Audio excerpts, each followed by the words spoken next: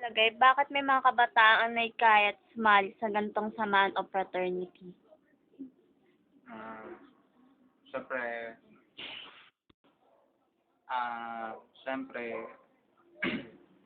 para magkaroon ng maraming kaibigan, ah, matutong makasalamuha sa iba't ibang tao, saka, ah, para may madamayan ka, may masabihan ka ng mga problema mo. Ayun. Ano ang naging epekto ng pagsali mo dito sa iyong pag-aaral?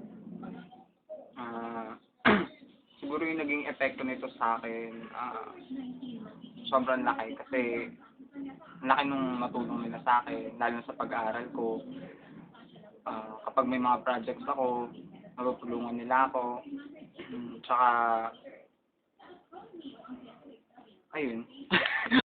Ano ang advantage at disadvantage sa pagsali sa ganitong Ano ang advantage at disadvantage sa pagsali sa ganitong samahan?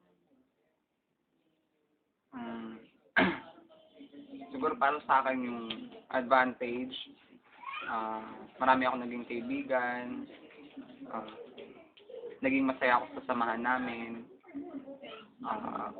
Yung disadvantage siguro yung pangit na tingin sa amin ng tao dahil miyembro nga ako ng fraternity.